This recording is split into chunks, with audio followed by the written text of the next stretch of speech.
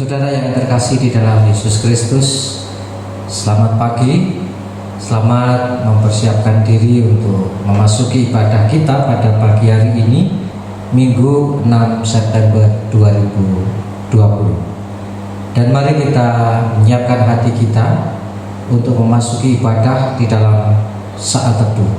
Mari bersaat itu sejenak.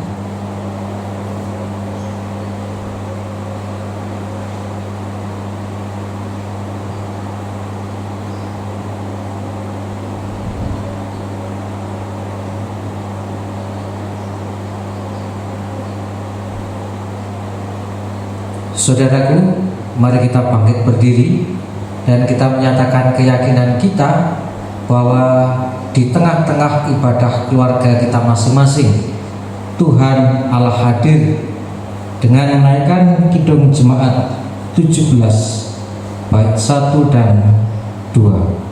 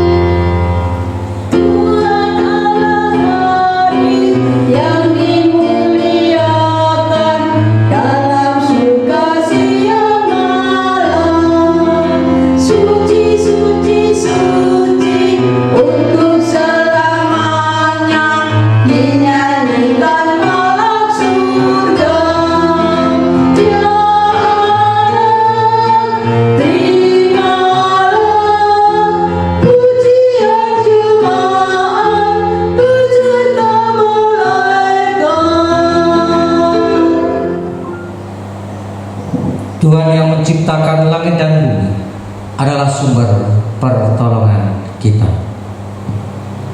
Kasih karunia dan damai sejahtera dari Allah Bapa kita dan Tuhan Yesus Kristus ada pada saudara sekalian. Amin. Dipersilakan untuk duduk. Saudaraku, marilah kita mendengarkan sapaan Tuhan di dalam firman-Nya yang terambil dari Ibrani 9 ayat 14 dan 15 yang demikian. Betapa lebihnya darah Kristus yang oleh Roh yang kekal telah mempersembahkan dirinya sendiri kepada Allah sebagai persembahan yang tak bercacat, akan menyucikan hati nurani kita dari perbuatan-perbuatan yang sia-sia, supaya kita dapat beribadah kepada Allah yang hidup. Karena itu, Ia adalah pengantara dari suatu perjanjian yang baru, supaya mereka yang telah terpanggil dapat menerima bagian kekal yang dijanjikan. Sebab Ia telah mati untuk menebus pelanggaran-pelanggaran yang telah dilakukan selama perjanjian yang pertama. Saudaraku, inilah sapaan Tuhan di dalam firman-Nya yang mengingatkan kita kembali bahwa oleh darah Kristuslah kita disucikan, dan oleh karena pengorbanan Yesus Kristuslah menjadikan antara manusia dan Tuhan tidak berjalan. Artinya menjadikan kita dengan Tuhan memiliki kedekatan khusus. Dan oleh sebab itu marilah kita bersyukur dan kita memuji Dia, oleh karena kita memiliki penebus dan hari-hari kita senantiasa disertai oleh-Nya. Bersama-sama kita menaikkan Kidung Jemaat 395 bait 1 dan 5. Betapa indah harinya.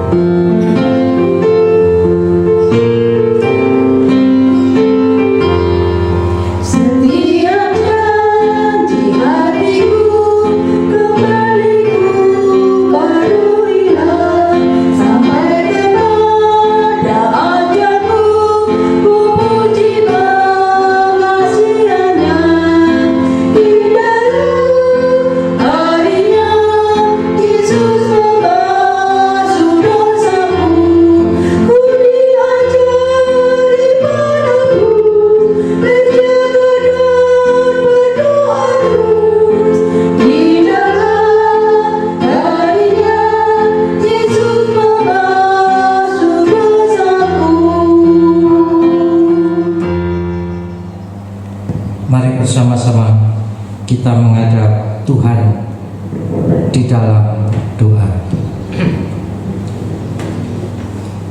Sungguh Tuhan, hari-hari kami terasa indah,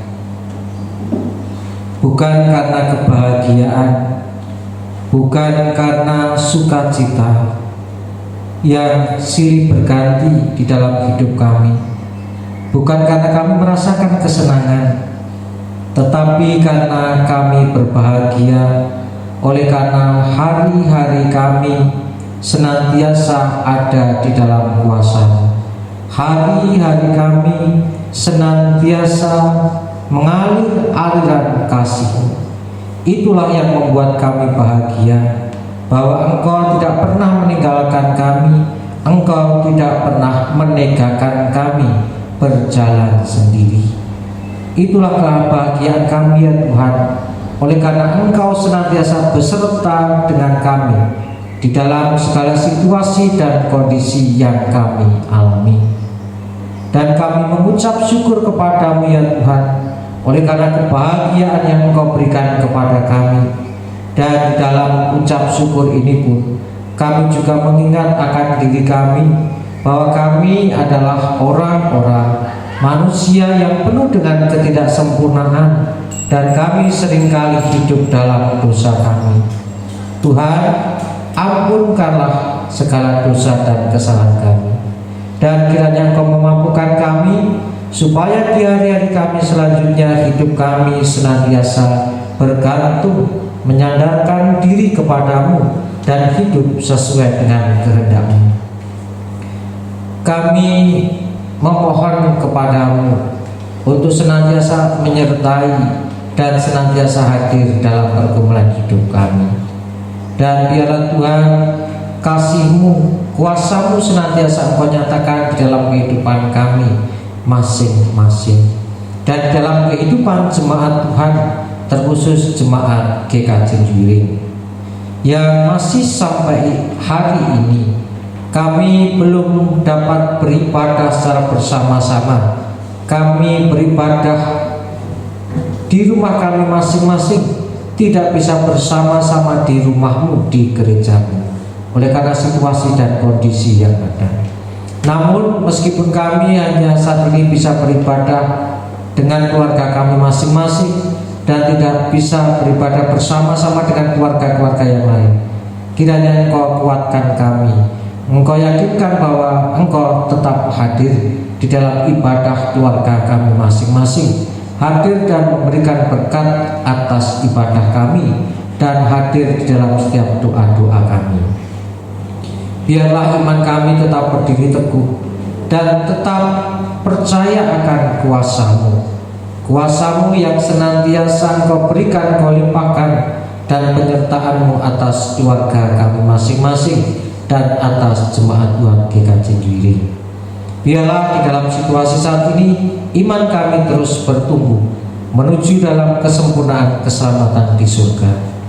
Tuhan, kiranya Engkau juga melihat apa yang kami butuhkan, keluarga kami masing-masing, apa yang menjadi pergumulan kami, apa yang menjadi harapan kami. Engkau dengarkan dan Engkau tolong. Engkau juga akan menolong kami semua yang saat ini kami bersama-sama dengan saudara-saudara kami masih dalam pandemi virus corona. Tuhan, tolong kami. Tuhan, bebaskanlah kami dan bersegeralah menolong kami mengangkat virus ini dari muka bumi ini. Engkau berkati dengan kemampuan, Engkau berkati juga dengan kesehatan dan keselamatan atas tim medis yang menangani para pasien virus corona ini. Engkau yang akan memberikan kesabaran, memberikan ketekunan bagi para tim medis untuk berusaha menyembuhkan dan merawat para pasien, baik itu karena corona ataupun pasien-pasien yang sakit dengan sakit penyakit yang lain. Engkau mampukan para pemerintah dengan kebijakannya, dan kemampukan kami untuk bersama-sama dengan pemerintah melangkah bersama untuk menghadapi virus corona ini. Berikanlah juga kami kerendahan hati supaya kami dapat bekerja sama berupaya untuk segera keluar dari virus corona ini. Tuhan, kami percaya Engkau akan menolong kami, bukan menurut ukuran kami, tetapi atas dasar waktu. Karena waktu Tuhan adalah waktu yang indah, waktu Tuhan adalah waktu yang baik. Tuhan, kami akan mendengarkan firman-Mu. Tuhan sendiri yang akan berfirman. Mampukan kami untuk menyiapkan hati pikiran kami untuk mendengarkan firman-Mu, sehingga firman-Mu dapat tersimpan dengan baik di dalam hati kami, dan firman-Mu dapat kami lakukan di dalam kehidupan kami. Di dalam kasih Kristus kami berdoa. Amin.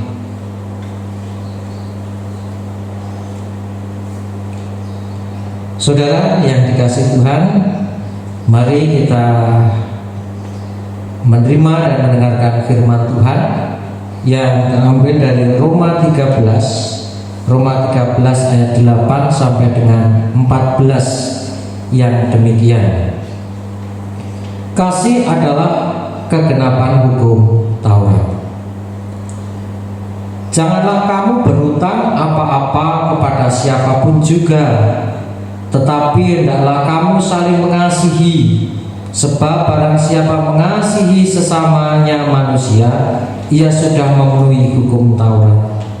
Karena firman, jangan berzina, jangan membunuh, jangan mencuri, jangan mengingini, dan firman lain manapun juga sudah tersimpul dalam firman ini, yaitu kasihlah sesamamu manusia seperti dirimu sendiri.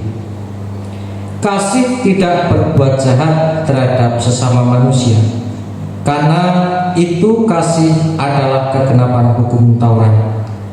Hal ini harus kamu lakukan karena kamu mengetahui keadaan waktu sekarang, yaitu bahwa saatnya telah tiba bagi kamu untuk bangun dari tidur, sebab sekarang keselamatan sudah lebih dekat bagi kita daripada waktu kita menjadi percaya. Hari sudah jauh malam, telah hampir siang. Sebab itu marilah kita menanggalkan perbuatan-perbuatan kegelapan dan mengenakan perlengkapan senjata perang. Marilah kita hidup dengan sopan seperti pada siang hari.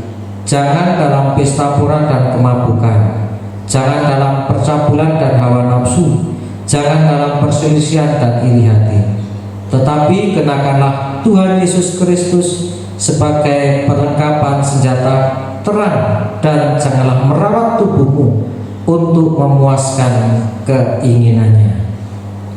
Demikian saudara, firman Tuhan yang akan kita renungkan secara bersama-sama.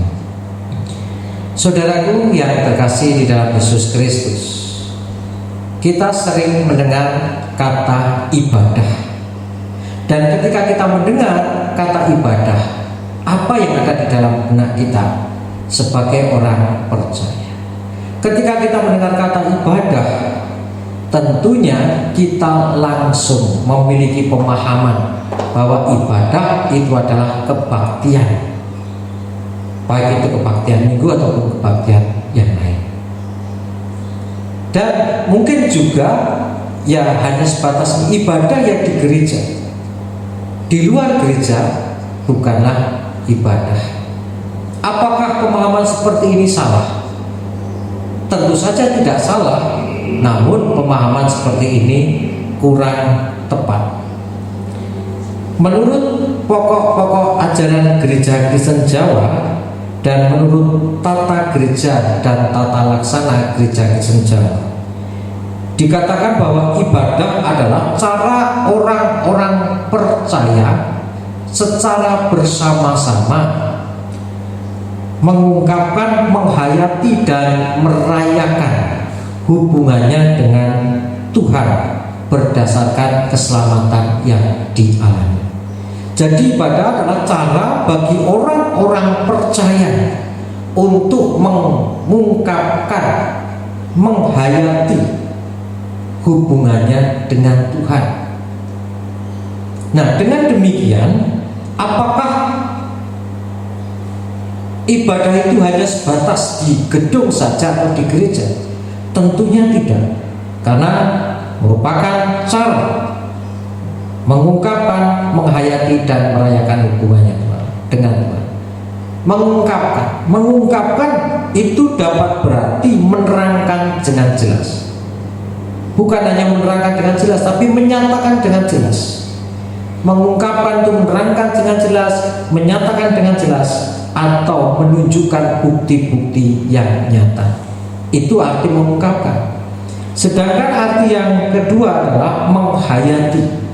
Menghayati itu memiliki arti mengalami atau merasakan di dalam hati kita terhadap segala sesuatu yang terjadi dan kita alami. Itu menghayati.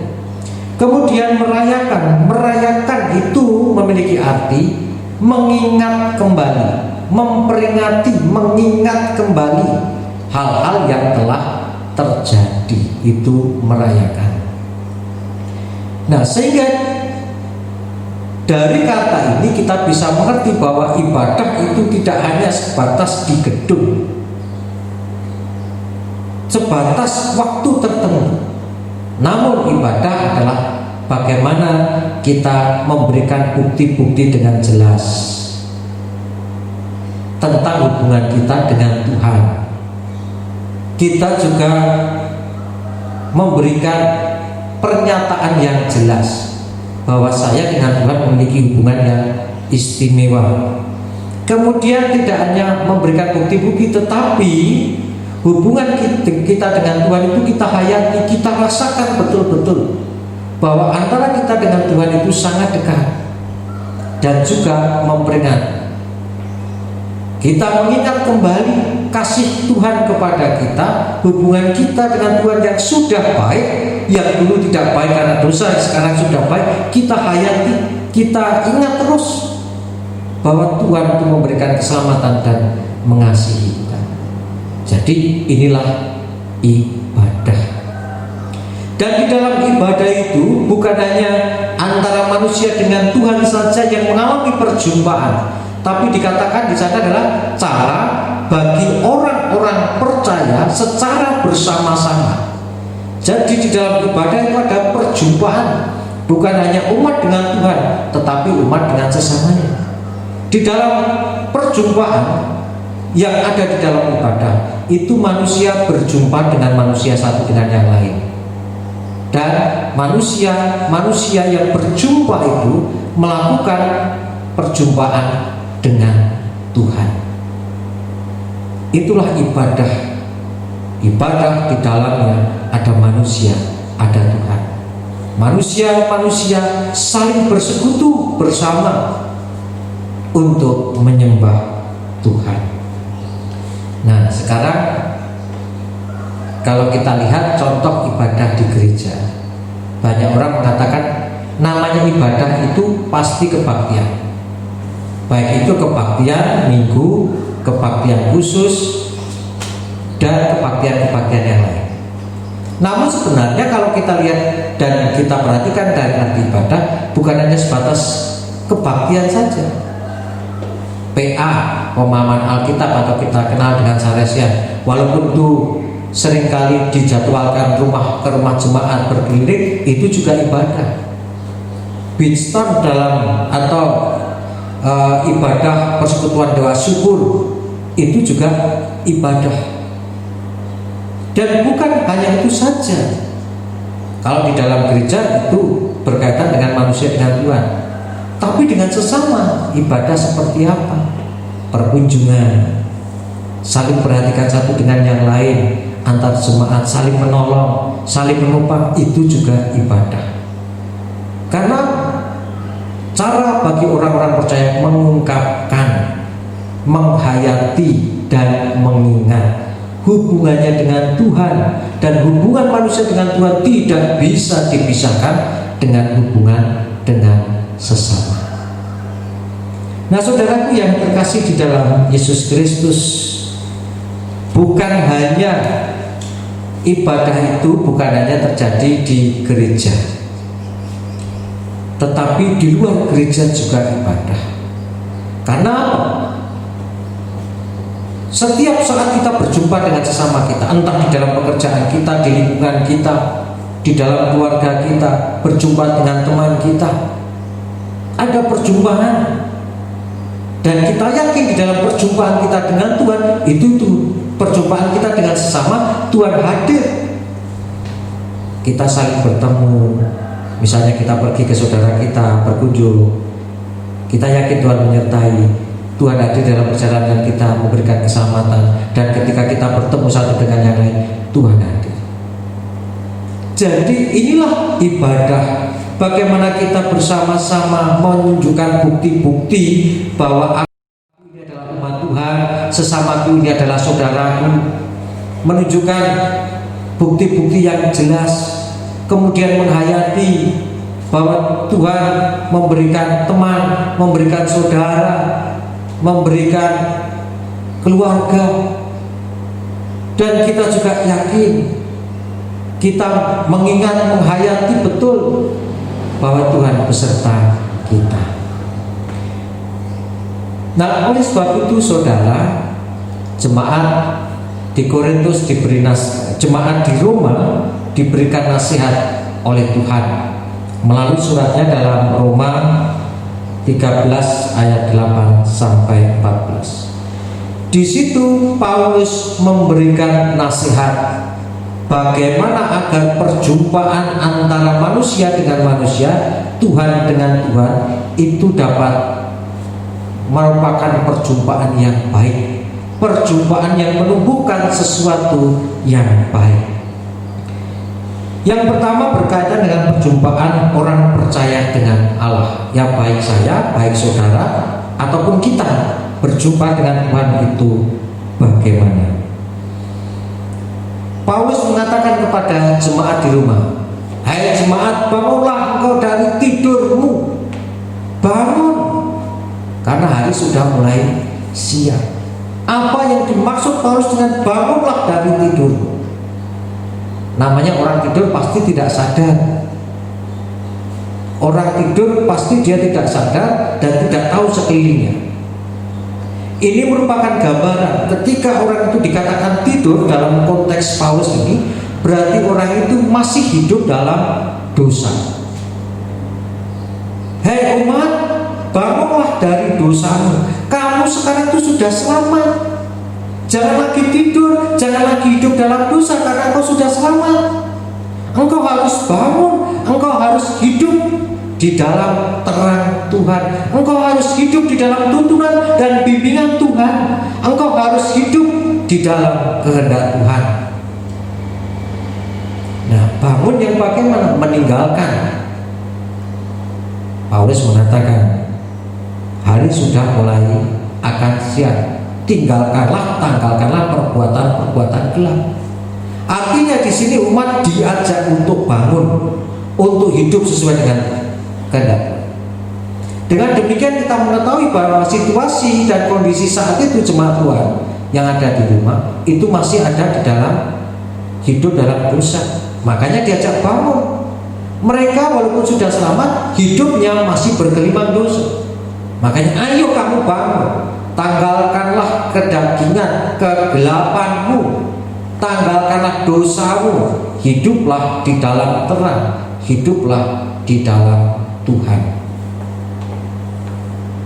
Kemudian Paulus juga memberikan nasihat bagaimana perjumpaan dengan sesama itu harus berlangsung, yaitu orang percaya dengan sesama orang percaya dan sesama yang lain. Di dalam bacaan kita diingatkan bahwa jemaat itu di dalam mengalami perjumpaan dengan Tuhan, dengan sesama itu harus diwujud nyatakan dalam kasih. Dikatakan bahwa kasih tidak mungkin berbuat jahat. Jadi di dalam mengalami perjumpaan dengan sesamanya, manusia atau jemaat Tuhan pada waktu dan kita ketika kita berjumpa dengan sesama, kita harus melakukan kasih, melakukan sesuatu yang baik dan meninggalkan yang jahat, perbuatan yang jahat. Di sini dikatakan apa sih perbuatan yang jahat itu? Dikatakan dalam Roma 13 yang kita baca tadi, mulai dari ayat 10. Kasih tidak berbuat jahat terhadap sesama manusia, karena kasih itu adalah kegenapan hukum Taurat. Ini harus kamu lakukan karena kamu mengetahui keadaan waktu sekarang, yaitu bahwa saatnya telah tiba bagi kamu untuk bangun dari tidur. Sebab sekarang keselamatan sudah dekat dan lebih dekat bagi kita daripada waktu kita menjadi percaya. Hari sudah jauh malam, telah hampir siang. Sebab itu marilah kita menanggalkan perbuatan-perbuatan kegelapan dan mengenakan perlengkapan senjata terang. Marilah kita hidup dengan sopan seperti pada siang hari. Jangan dalam pesta pora dan kemabukan, jangan dalam percabulan dan hawa nafsu, jangan dalam perselisihan dan iri hati. Jadi ini yang dinasihatkan Paulus ketika kita mengalami perjumpaan dengan sesama, ya kita harus meninggalkan perbuatan jahat, tidak iri, tidak marah, ya kemabukan, iri hati dan lain sebagainya. Itu harus kita tanggalkan. Kita hidup dalam kasih, mengasihi antara satu dengan yang lainnya. Saudaraku yang terkasih, supaya di dalam perjumpaan kita dengan Tuhan dan sesama itu kita bisa melakukan hal yang baik sesuai yang Tuhan kehendaki. Ketika kita mengalami perjumpaan dengan Tuhan, yang penyembahan yang betul, hidup yang betul, hidup dalam terang. Dan ketika kita berjumpa dengan sesama, kita hanya melakukan kasih, tidak melakukan yang jahat. Maka yang perlu kita lakukan adalah kita harus menunjukkan bukti-bukti. Perlu diingat, kita harus menunjukkan bukti-bukti bahwa diri kita adalah orang-orang yang sudah diselamatkan. Kita sudah diselamatkan, kita sudah diangkat Tuhan dari dosa, dan itu dibuktikan ya dengan Tuhan dan sesama dalam perjumpaan. Kemudian kita juga di dalam perjumpaan itu kita harus menghayati, oh ternyata saya butuh Tuhan, Tuhan mengasihi saya. Oh ternyata saya juga butuh sesama. Ini dihayati, dirasakan perjumpaan itu. Makanya kalau saya butuh Tuhan, saya butuh sesama, ya saya akan menunjukkan bukti-bukti itu. Saya akan mengasihi Tuhan dan mengasihi sesama. Saya akan melayani Tuhan, melakukan yang Tuhan kehendaki. Saya juga akan melakukan kebaikan atas sesama, kasih kepada sesama, bukan melakukan kejahatan. Setelah dihayati, diingat, oh iya, saya butuh sesama. Diingat lagi. Bagaimana cara kita mengingatnya? Bahwa kita tidak bisa hidup sendiri, dan kita juga perlu mengingat dalam diri kita bahwa kita ini diutus oleh Tuhan untuk melakukan kehendaknya. Nah saudaraku, inilah ibadah. Jadi ibadah itu sangat luas, bukan dalam gedung gereja, bukan hanya dalam waktu tertentu, tapi dimanapun berada, dan hidup kita ini adalah merupakan sebuah ibadah. Karena di dalam hidup kita ada perjumpaan dengan Tuhan, perjumpaan dengan sesama. Dan bagaimana kita mengungkapkan bahwa diri kita itu adalah umat Tuhan, mengungkapkan bahwa sesama kita adalah sesama kita. Kita membutuhkan mereka, mereka membutuhkan kita. Kita juga menghayati perjumpaan kita dengan Tuhan. Apa yang kita alami ketika berjumpa, beribadah dengan Tuhan, bertemu dengan sesama. Kemudian kita mengingat perjalanan hidup kita selama bersama Tuhan dan sesama. Oleh sebab itu, mari kita menunjukkan ibadah kita yang sejati, yaitu di dalam perjumpaan kita dengan Tuhan dan sesama. Kita bersama-sama mengasihi Tuhan, mengasihi sama, menghindarkan diri atau menjauhkan diri dari hal yang jahat. Baik itu ketika berjumpa dengan Tuhan ataupun dengan sesama. Tuhan Yesus memberkati. Amin.